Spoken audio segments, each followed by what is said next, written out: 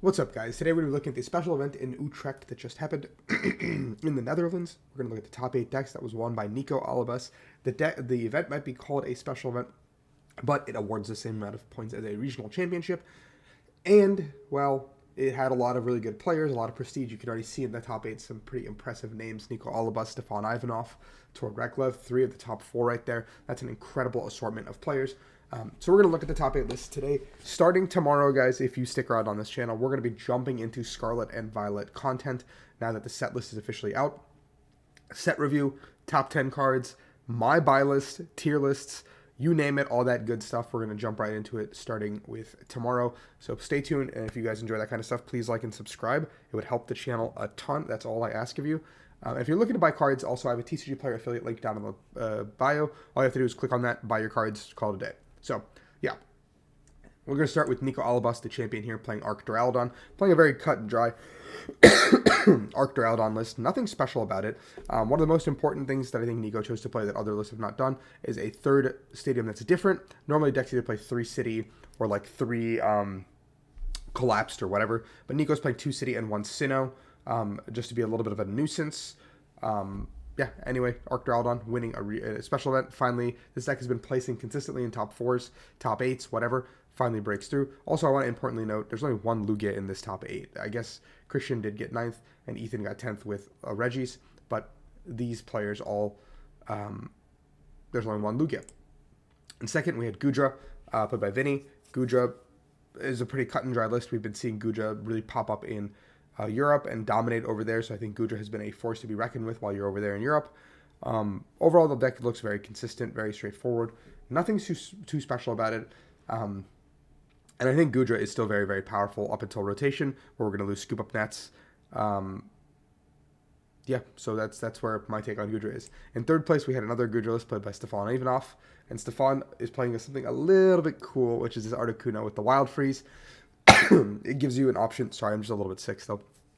Articuno gives you the option to pivot into it and use Wild Freeze to paralyze something like a Lugia, buy yourself that 1 extra turn, going into the Gudra with the Choice Belt, giving you the 230 to knock out the Lugia on the following turn, or you can paralyze once again, buy yourself an extra turn, and if Lugia doesn't play those paralysis answer cards, you have time. You have time to set up your board, because the biggest thing in the Lugia matchup is that they can just boss up a Gudra, and then they can just take out 2 single prizers or like Stoutland to Comfy or something like that. So if they can set up faster than you can set up, you can get in a lot of danger. But if your first attacker can be Articuno, and then on that same turn you put down 2 Gudras, you can set up a board that's really hard for Lugia to deal with, but giving yourself a turn to find those V-Stars, power up those V-Stars, and go from there. Only 3 Mirage Gate, though, which I think is not the norm. Yeah, I think 4 Mirage Gate is normal. And I think with Articuno being in the deck, too, you want to have another answer to Mirage Gate. Yes, I think 2 Raihan is cool and all, but I think you want another answer to Mirage Gate, which I'm not entirely sold on. But it's a cool idea from Stefan, and I think it paid off for him in dividends until he got to top 4, where he did lose to the mirror against Vinny. Another top 4 player was Tord Reklev, opting to play Lugia, once again, his bread and butter, 17 energy this time around, playing 1 of each special energy that could be relevant. Now you have 2 extra energy that could be used on Yveltal. You have 1 extra energy that could be used on Raikou, and 1 extra energy that could be used on Zard. Tord really putting the emphasis on that Yveltal is very important for these games. With this 17, in theory, you could use every single one of your attackers, your auxiliary attackers, which normally you would not be able to do if you only had the 16. You'd only be able to use 2 of these extra attackers a lot of the time. But Tord opted to play 3 Boss, no Serena as well, 3 Marnie, no Vacuum, which ended up being his undoing in top 4 against Nigo, where Nigo just basically in games 2 and 3 got a Duraludon up with a Parasol, and Tord could not respond to it. So another Lugia list. Tord likes his consistency, 4-3 over here. Everything else just looks 4 Fs down the board. He just said, I'm going to play a consistent Lugia list and see where it takes me, and it took him to top 4. In 5th, we have Bernardo Diaz playing something very interesting, which is Arceus, Inteleon, Beedrill, Charizard, a kind of a throwback from the past, the deck that I've played myself, not the Zard, but basically the whole point is to get these single strike mustard off turn 2, get the Beedrill into play, Beedrill being a very good attacker into Lugia, Beedrill being a very good attacker into Mew, not so much Regis, and probably not so much some of the other decks in the field, but you have a really good matchup into Mew, you have a really good matchup into Lugia, and I think that you should be okay in the Lost Box with Sharon's Care.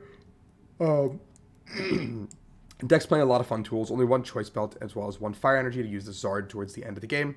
You have Raihan to power things up. You have Starbirth to find your other pieces. And most importantly, you have Shady Dealings for its last little couple legs that you can get you anything you need. Just an RCS deck. Very cool to see it make top 8. Don't think it's the best play moving forward for everyone, but I think it's a very cool deck, and I'm glad it made top 8. In 6th, we have Lawrence. Lawrence was playing Goodra as well. Another very cut and dry, like 4-ofs down the board. Nothing special about the list deck. Gujar is still one of the more powerful decks in the format, I think. Now that the format has kind of turned, Gujar has been able to beat Lugia. It's been able to beat Regis. It's been able to deal with Mew with the Drapion. It's been able to kind of win those Lost Box mirrors. So we're seeing Gujar kind of emerge as the late meta, like late format contender. And it is really making its mark on the format. I think it's really cool to see a deck come out this late into the format and like actually make a huge impression. Might just be Europe, but I think overall Gujar is pretty cool. And then we have in 7th Mew VMAX with its own Drapion for the mirror. It's a little bit angry there, yeah, just a little bit.